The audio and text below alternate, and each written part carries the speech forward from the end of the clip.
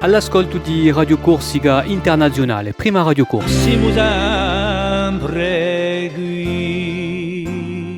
Bonjour, à l'occasion de cette 6e estivale, nous sommes sur le port de Santa Severa, Marine de Lourdes, à l'occasion de la Festa di Umar et 5e édition.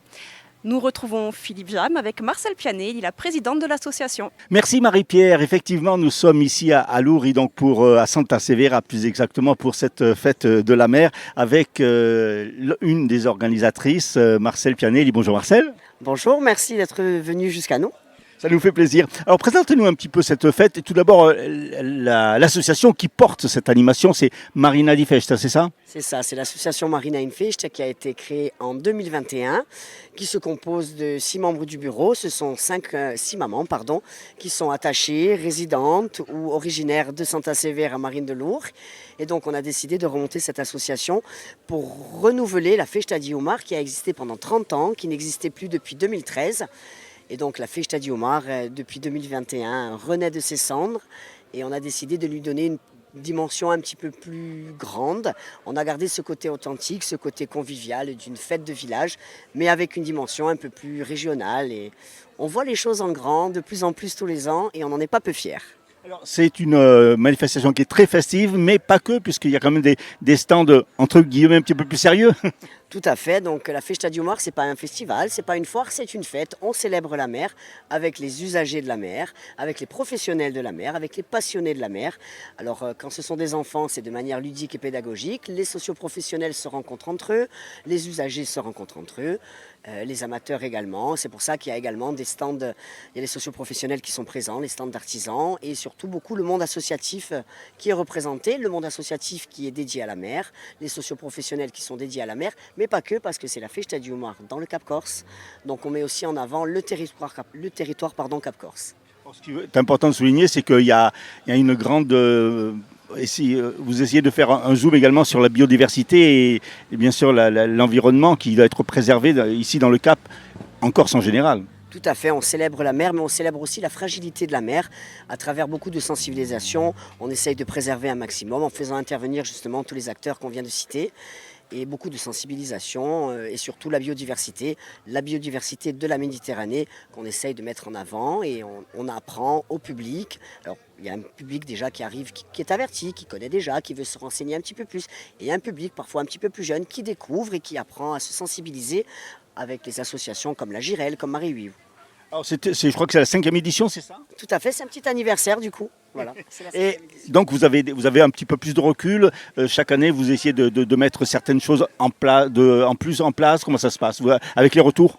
Tout à fait, donc on se professionnalise, on se structure un peu plus, on s'entoure de partenaires de plus en plus importants, que ce soit sur site ou de partenaires et sponsors tout court. Donc on grandit au fil des années, on n'en est pas peu fiers. On est un petit peu fatigué, mais la fête en vaut le détour. C'est de la bonne fatigue. C'est de la bonne fatigue et puis c'est un format unique. On est dans une marine 100% piétonne pour l'occasion, donc c'est une organisation assez colossale. Ça dure 2 jours et demi. Comme je vous disais, le format est unique, ça finit à 3-4 heures du matin, ça repart dès le lendemain à 7h30. Ce matin, il y avait un départ en randonnée, départ de la marine, ils étaient plus d'une vingtaine avec Jérémy Leboeuf qui est guide de moyenne montagne. Donc il y a juste 4-5 heures de pause sur un cycle de 24 heures pendant 3 jours. C'est pas rien. Il y a un nettoyage de plage aussi. Tout à fait, le nettoyage des plages qui aura le demain matin à partir de 9h30. Marcel, merci beaucoup. Puis on va aller faire un petit tour sur le site avec Marie-Pierre qui doit être dans un stand, on va voir dans lequel.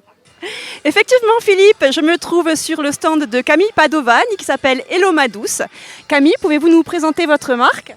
Alors ma marque, c'est venu d'une idée avec ma tante qui est artiste peintre. Donc moi je faisais de la création et on a eu l'idée d'imprimer ces tableaux donc, sur des produits. Donc d'abord de la lingerie et puis maintenant des maillots de bain. Et maintenant on fait aussi des kimonos pour la sortie de l'eau, la plage. Voilà. Et comment vous est venue l'idée de créer une marque de vêtements ? À la base, moi je suis styliste modéliste, donc on a décidé d'unir nos 2 talents pour faire quelque chose de commun et puis pour présenter des choses un peu uniques en leur genre. Donc des tableaux imprimés sur des produits, ce qui n'existe pas ailleurs. Et c'était aussi un retour aux sources parce que c'est une histoire de famille, mais aussi sur Santa Severa parce que je crois que vous êtes originaire d'ici. Oui, moi je suis originaire d'ici, j'ai grandi ici, j'ai fait la fête de la mer depuis que je suis toute petite. Et ma tante a été souvent au village, donc toutes les deux on connaît très bien la Corse. Et c'est aussi pour ça qu'on a fait des maillots de bain, parce qu'on adore l'eau, la mer, la fête de la mer. Donc voilà, c'est un retour aux sources. Voilà. Merci beaucoup Camille. Principal partenaire de cette fête de la mer ici à Santa Severa, c'est bien entendu le parc naturel marin du Cap Corse et des Agriates. Et nous avons avec nous sa directrice Madi Cancemi. Bonjour. Bonjour à tous. Alors un petit mot sur ce parc naturel, déjà sur combien d'hectares il s'étend? Il est très grand. Il est plus de 7000 km² et donc il y a une zone littorale bien sûr. Et puis c'est un parc un peu particulier parce qu'il va très au large dans la zone économique exclusive. Donc c'est le plus grand parc de métropole. C'est un parc qui est assez récent entre guillemets. Oui, il a été créé en 2016 mais il a commencé à fonctionner complètement avec un premier budget en 2019. Alors quelles sont un peu les missions du parc? Les principales missions, c'est d'abord la connaissance, parce qu'en fait, on a beaucoup de choses, beaucoup d'habitats, beaucoup d'espèces qui sont méconnues dans leur fonctionnement, et même, il y a des espèces que l'on n'a pas du tout photographiées sous l'eau. Ensuite, c'est le suivi scientifique. On fait des suivis scientifiques sur la température de l'eau, sur la qualité de l'eau, sur le phytoplancton, etc. On fait des missions océanographiques, plus au large, comme je vous l'ai dit. Ensuite, il y a tout ce qui est gestion. Par exemple, depuis 2021, on a enlevé 30 tonnes de déchets marins, des corps morts illicites, des machines à laver, des pneus, etc., qu'on a ensuite valorisés. Et puis on fait de la sensibilisation avec les écoles, les aires marines éducatives, on amène des adolescents sur la plage avec un échange avec des collègues italiens pour qu'ils comprennent un peu que l'échange c'est important aussi. Et on leur apprend ce que sont les écosystèmes marins et puis tout ce qui est communication comme on le fait aujourd'hui. Justement, il y a des espèces qui sont à protéger, qui sont très sensibles, que ce soit la faune ou la flore. Oui, alors la première espèce qui me vient à l'esprit, c'est la Posidonie. On a une responsabilité en Corse parce qu'on a 30% des herbiers de Posidonie de la Méditerranée française en Corse et 16% dans le parc naturel marin du Cap Corse et de l'Agriate. Donc on a mis en place une stratégie mouillage parce qu'on sait que le principal impact sur l'herbier, c'est les ancrages. Et les ancrages des bateaux de taille importante, par exemple, il y a un arrêté nouveau là, qui est sorti depuis 3 ans pour les bateaux de plus de 24 mètres. Qui ne peuvent plus ancrer dans l'herbier de Posidonie. Donc ils vont au-delà de la limite inférieure, c'est-à-dire au-delà des 40 mètres. Donc c'est important de protéger cette espèce, la Posidonie, qui en fait englobe d'autres espèces et qui forme l'herbier de Posidonie, qui est un écosystème et un habitat de la directive européenne à protéger. Alors pour ces missions, vous êtes combien au parc? Vous devez être assez nombreux. On est 14 personnes fixes et puis 25, 24 en fonction des projets européens. On peut recruter des chargés de mission, on peut recruter des agents de terrain. Donc on monte à 25 personnes tous les ans. Alors, présent sur cette foire, vous avez, sur cette fête de la mer, vous avez même donné une conférence sur la pêche de loisirs, c'est ça ? Oui, alors j'ai commencé par expliquer ce qu'est un parc naturel marin parce que souvent les gens ne savent pas ce qu'est un parc marin. En fait, ils ne savent pas ce que l'on fait dans un parc marin. Et puis on a fini évidemment sur la pêche de loisirs, une nouvelle réglementation qui oblige le pêcheur de loisirs à se déclarer. Il faut une autorisation pour pêcher dans le parc maintenant. Et il sait qu'il peut pêcher jusqu'à 5 kilos. Alors souvent les questions qu'on nous pose, oui, mais bon, si on a 4,5 kg, si on prend un gros poisson, eh bien, on peut le garder. Mais par contre, quand on est à 4,5 kg et qu'on prend un gros poisson, on arrête la pêche. Et si on prend un poisson de 10 kg, eh bien, on arrête la pêche. Donc c'est 5 kg par pêcheur. 15 kg si on est 3 sur le bateau, ça restera 15 kg si on est 4. Et de plus en plus réglementé également pour les oursins.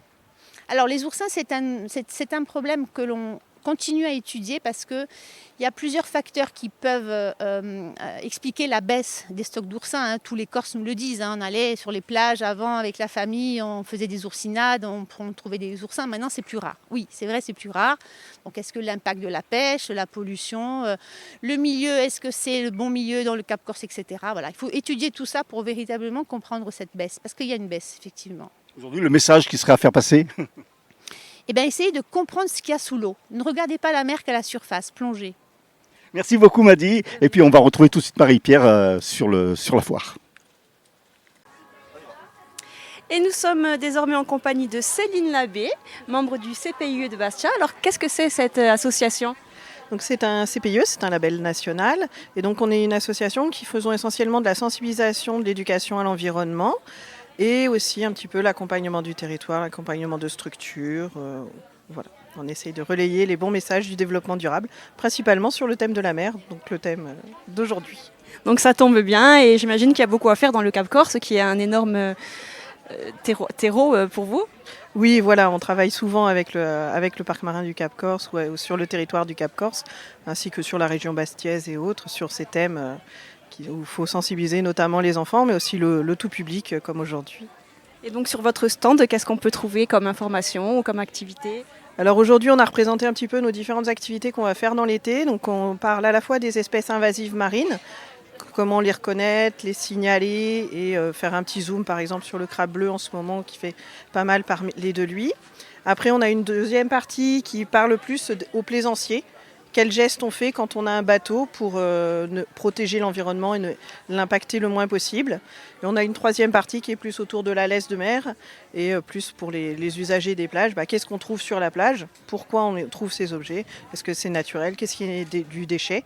Et discuter un petit peu autour de nos gestes aussi à la plage. Et on va rester dans la faune et dans la flore marine, Marie-Pierre, puisque nous sommes avec Alban Agnuret, qui est de l'association La Girelle. Bonjour Alban. Bonjour. Un petit mot sur cette association La Girelle, qu'est-ce que c'est exactement ? Alors La Girelle, c'est une association qui a été créée il y a 2 ans, qui est basée à Rouda. Et nous, notre objectif, c'est de mieux connaître le milieu marin. Donc on a plusieurs études, dont une qui est sur la laisse de mer. Donc la laisse de mer, en fait, c'est ce qui vient s'échouer sur les plages. Donc lorsque les espèces meurent, des restes d'elles viennent s'échouer sur les plages. Donc on va avoir des coquillages, des restes de sèche, des restes d'argonautes, plein d'espèces très spécifiques, dont certaines que l'on ne peut pas observer en mer, et qui sont beaucoup plus facilement recensables sur les plages. Donc j'ai cet exemple, par exemple, c'est juste là. Donc ça, par exemple, c'est une nacelle d'argonaute. Donc c'est une espèce qui est assez peu connue en Méditerranée, qui est assez rare. Personnellement, je ne connais aucun plongeur qui ont réussi à observer autour de la Corse. Par contre, sur les plages, on a eu plusieurs remontées d'observation, que ce soit à la Marane, également à Massinage, etc. Et il faut savoir que ça, en mer, ça ressemble à ça. Donc c'est comme un mini poulpe, mais qui vit dans une coquille. Et il n'y a que la femelle qui a la capacité de produire cette coquille pour protéger sa progéniture. Et ça vit à quelle profondeur ? Ça vit en milieu pélagique, donc ça peut être proche de la surface, comme assez profond, et ça n'a pas forcément de profondeur attribuée.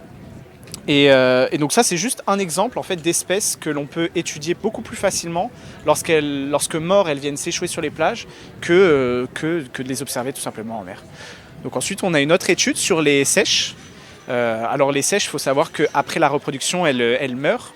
Et donc à partir des os qui viennent s'échouer sur les plages, on peut en déduire les périodes de reproduction. Et on peut également distinguer les 3 espèces de seiches qui sont présentes en Corse. Parce que peu de gens le savent, mais en Corse, on a 3 espèces de seiches. La seiche commune, la seiche rose et la seiche élégante. Et à partir des os, on peut les distinguer. Donc là, par exemple, on a juste ici un os de seiche commune. Donc la seiche commune, c'est la plus présente autour de la Corse, c'est la plus grosse, avec des ailes sur les côtés qui sont bien développées. Alors ici, on ne voit pas très bien parce qu'il y a des coups de bec d'oiseau. Bec d'oiseau, j'allais le dire, oui. Sinon, on a des stries qui sont soit en forme de M, soit plutôt arrondies. Voilà. Donc ensuite, vous avez les 2 autres espèces qui sont plus petites, mais que l'on peut également retrouver sur les plages. Quelles sont vos activités ? Alors nous, pour la partie scientifique, c'est vraiment du recensement. Donc pour le littoral, on recense tout ce qui s'échoue sur les plages de Corse. Et d'ailleurs, on a créé une page Facebook qui s'appelle Observation du littoral de Corse pour que le grand public puisse partager et faire remonter ses observations. Et dans ce sens, on a créé d'ailleurs un guide d'identification de la laisse de mer de Corse. Donc l'idée, c'est vraiment que le grand public puisse s'emparer du sujet et apprendre à identifier les espèces. Donc dessus, on apprend à distinguer les 3 espèces de seiches, les différents crustacés, les vélèles, énormément d'espèces. Donc pour le moment, on a une 50aine d'espèces. C'est une première version. L'idée, c'est à terme d'agrémenter le livret pour que vraiment le plus grand monde puisse se prendre en main ce sujet, en fait, tout simplement. Et l'occasion est toute trouvée ici sur la fête de la mer. Exactement. On essaie vraiment de communiquer, que ce soit à travers des stands, des conférences, des cours aussi dans les écoles, etc. Et toucher le plus grand nombre. Nous, on est vraiment en fait dans une démarche scientifique, mais de science participative. C'est-à-dire que tous les projets que l'on mène, c'est vraiment des projets où on a besoin qu'il y ait du public avec nous pour collecter aussi de la donnée. Parce qu'on est quand même une petite association qui a 2 ans et forcément on ne peut pas être partout. Donc vraiment toutes les observations sont les bienvenues sur le territoire. On peut vous retrouver sur les réseaux sociaux, je suppose. Tout à fait, on est sur Facebook, Instagram, LinkedIn. Vous écrivez la espace girelle. Donc la girelle, c'est un petit clin d'œil à ce poisson très commun que l'on trouve autour de la Corse, la girelle commune et la girelle pan. C'est un petit clin d'œil pour les personnes qui connaissent un petit peu le milieu marin et pour les autres, justement, c'est une porte d'entrée vers ce domaine. Donc vous écrivez ça sur les différents réseaux, vous nous trouverez assez facilement. Alban, merci beaucoup. On rappelle donc l'association La Girelle et puis je suppose que Marie-Pierre, vous avez déjà trouvé un autre interlocuteur. Et oui Philippe, me voilà devant la plage de Santa Severa où débute tout juste la fameuse course de bateaux poubelles qui est un petit peu l'institution de cette Festa di Umar. Et nous sommes aux côtés de Marion qui va nous expliquer en quoi consiste cette course de bateaux poubelles. Bonjour, eh bien, écoutez, comme vous dites, c'est une institution ici. Ça depuis toujours, depuis le début de la fête de la mer, on fait nos bateaux poubelles. Donc on prend toutes les poubelles qu'on trouve pendant des jours, on essaye de toutes les scotcher et de partir à l'eau avec et essayer de faire en sorte de rester sur nos bateaux jusqu'à la fin. Donc le but, c'est de faire l'aller-retour jusqu'à une bouée et revenir sans tomber à l'eau. Et comme vous le dites, c'est une course de bateaux poubelles, donc on n'a pas le droit de prendre tout ce qui flotte déjà, paddle, bouée, il faut construire par soi-même, c'est bien ça? Exactement, vous prenez vos pots de yaourt, vous prenez vos pots de lait et vos gros pots d'eau et vous construisez votre paddle tout seul. Super, et bien on va souhaiter une bonne chance à tous les participants et que le meilleur gagne. Alors, avant que tout le monde soit équitable, on va donner des vrais paddles à tout le monde.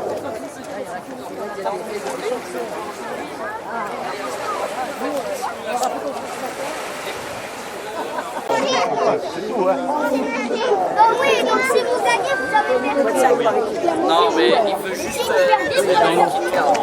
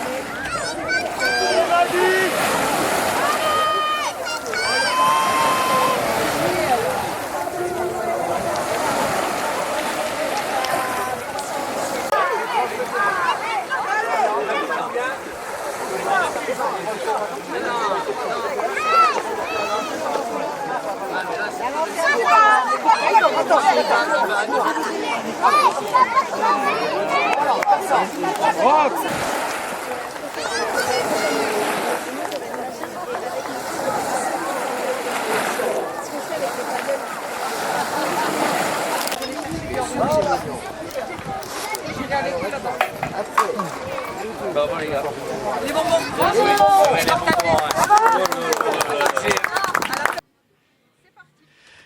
Merci Marie-Pierre et on va pêcher maintenant avec Manu Duborger qui est vice-président de la Fédération Corse de pêche loisirs, c'est ça? Pêche récréative, voilà, c'est une jeune fédération qui a à peu près 1 an et demi, qui s'est constituée, je dirais, autour de plusieurs thèmes, c'est-à-dire, déjà la gestion de notre environnement, d'accord, parce que c'est pas parce qu'on est pêcheur qu'on est forcément dans le camp du mal, on veut préserver notre environnement, établir et structurer une législation, je dirais, de pêche, mais un peu plus, je dirais, ouverte et intelligente que ce qu'on juge qui se fait actuellement.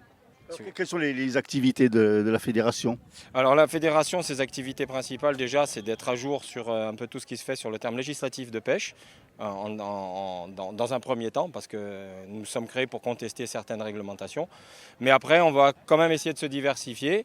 Là, on vient faire une activité, donc, je dirais, de communication et de sensibilisation. On travaille avec M. Jean-Charles Loudz avec le simulateur de pêche au gros, avec l'autre vice-président, M. Philippe Piccoli, qui est moniteur guide de pêche. Et on essaye aussi de communiquer au-delà je dirais, du cadre contestataire, des bonnes pratiques à avoir et des bons comportements à avoir en mer. Donc récréatif, ça veut dire qu'il n'y a pas de compétition. Il peut y en avoir, mais c'est récréatif, on élude le côté professionnel. Voilà, nous ne sommes pas des professionnels de la mer, c'est pas notre métier, nous ne vivons pas de ça. On va pour du loisir, nous allons nous faire plaisir en mer, voilà. C'est en mer et en bord de mer aussi? Alors on fait pêche au bord, on fait la pêche à la canne en bateau, on fait la pêche sous-marine. Moi je suis un des vice-présidents, je représente la pêche sous-marine. Et puis voilà, donc on essaie de représenter toutes les activités de pêche en mer en Corse. Et le Cap Corse est un beau terrain de jeu? Je suppose, parce que moi je suis plus du sud, je suis sur Porto Vecchio. Ça, il faudra demander à M. Piccoli. Mais oui, de toute façon, la Corse est un terrain de jeu extraordinaire. Je veux dire, on a un environnement extraordinaire pour ça. Donc c'est pour ça que nous, en tant que pêcheurs, on veut aussi apporter un écho un peu différent de la manière de gérer cet environnement. Et on va parler sport, Marie-Pierre, avec un club qui a ici pignon sur rue à Santa Severa, à Lourdes, avec Sonia et Antoine de l'association Corsica Paddle 2B, c'est ça? Corsica Suprana Paddle. Voilà. Alors, comment est né ce club exactement? Ce club, il est né d'une volonté de faire sortir un peu le paddle de ce côté balade tranquille et de vraiment montrer le côté sport que ça peut impliquer et l'effort que ça demande. Quand il y a du vent comme ça, on peut même aller surfer. Voilà, c'est né de cette volonté-là et on essaye de démocratiser en faisant ce genre d'événement pour montrer une autre facette du paddle que la balade tranquillement. Sinon, vous avez des activités tout au long de l'année, Sonia? Alors, nous faisons des entraînements, des courses. On essaye tous les ans d'organiser une course qui fait partie du championnat de France. Voilà, et après on essaye de faire des sorties, voilà. Qu'est-ce que ça requiert comme condition athlétique?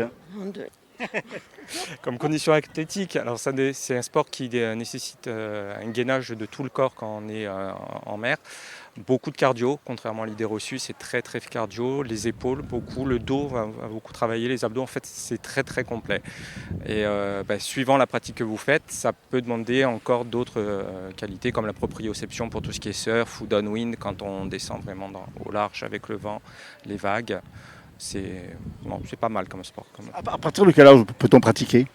Alors, il vaut mieux savoir bien nager. Donc, un enfant qui va savoir bien nager à partir de 7-8 ans, oui, c'est bon. Mais pas seul, par contre, on l'accompagne. Aujourd'hui, au club, vous êtes combien, à peu près? On est une quinzaine d'adhérents. Oui. Et puis, avec des pratiquants qui viennent, mais qui n'ont pas la licence, mais qui nous rejoignent quand même sur certains événements. Et vous participez à des championnats sur le continent, par exemple? On organise tous les ans les championnats de Corse, puisqu'on est affilié à la Fédération française de surf, qui sont qualificatifs pour les championnats de France. Et l'année dernière, on a envoyé 4 personnes et on a ramené 3 médailles. Ah ben c'est bien, parfait. Voilà, ouais. Les projets pour la saison prochaine, puisque là, on arrive à la fin de la saison, on va débuter la saison en septembre. Alors cette année, on a été un peu plus calme en termes de projets. Je pense que pour l'année prochaine, on va plus se recentrer un peu les gens sur les championnats de France, enfin les adhérents. J'ai 1 ou 2 projets en tête, on ne va pas en parler maintenant parce que je ne sais pas si ça se fera, mais voilà, on va conserver les championnats de Corse, on va viser les championnats de France, 1 ou 2 déplacements potentiellement aussi sur... Alors on a parlé du Fort Boyard, c'est une épreuve qui est là-bas. En fait, c'est un bateau, il vous prend, il vous jette au large et vous rentrez. C'est assez sympa, donc on a pensé à ça et puis voilà. Pour là, on va se contenter de ça déjà.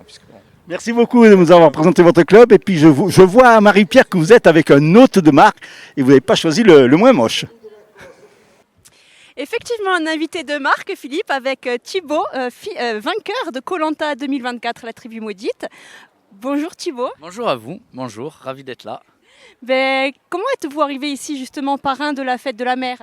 Alors, c'est grâce à notre ami Marcel Pianelli, qui est une des initiatrices de cet événement et qui m'a appelé courant d'hiver en me demandant si je souhaitais être le parrain de l'événement. Donc, c'était avec un grand plaisir que j'ai accepté l'invitation.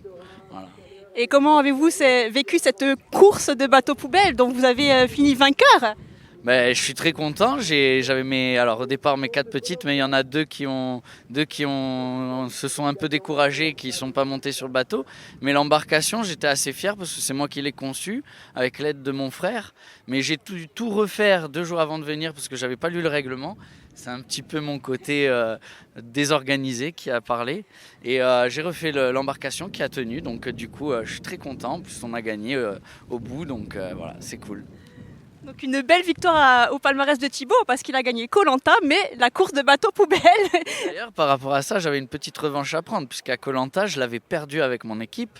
On avait conçu des bons bateaux, mais on avait mis le flotteur du mauvais côté. Et voilà, donc du coup, on a été moins bon que les rouges. Là, pour le coup, j'ai rattrapé le tir. Je suis content. Voilà, une injustice de réparer grâce à la Festa di Umare 2025. Merci beaucoup Thibaut, et puis vous allez certainement profiter maintenant. C'est ça, exactement. Il y a tout un tas d'animations tout le week-end, donc je suis super ravi d'être là. Les filles se régalent, mes petites se régalent, donc j'invite tout le monde à saisir l'occasion, si vous êtes dans le coin, à monter au festival. Et voilà, ça a lieu tous les ans. Si jamais vous loupez cette année, il y aura l'année prochaine pour se rattraper. Voilà. Merci beaucoup Thibaut. Eh bien, on va vous laisser profiter, comme le disait Thibaut, les petits et les grands de toutes les animations. Et n'oublions pas les soirées également ce soir. Merci Marie-Pierre. Alors je ne sais pas si je vais vous laisser en compagnie de Thibaut. Non, vous allez me rejoindre. Ah mais c'est gentil. Merci Marie-Pierre. Ah mais c'était sympa avec Thibaut. C'était très sympa. Alors on a fait un petit peu le tour de cette Festa di Umare. C'est magnifique. Vous qui êtes une enfant du pays, comment vous prenez ça? Effectivement, comme ça fait vivre le village, c'est pour les petits et les grands. Ça fait toujours plaisir de voir une animation dans les villages. Donc, et puis bon, moi j'étais là depuis que j'étais petite, donc ça rappelle des souvenirs. On reste de grands enfants à Santa Severa. Et donc on attend avec anxiété, avec impatience la 6e. La 6e et pourquoi pas 10e, 15e. J'espère que ça finira jamais parce que c'est une très belle association et une très belle fête. Marie-Pierre, merci de nous avoir épaulé, de m'avoir épaulé en cette 6e estivale. Et puis on vous dit à très bientôt sur les ondes de RCI et sur la chaîne Télépaez. Au revoir. Au revoir, bonne journée.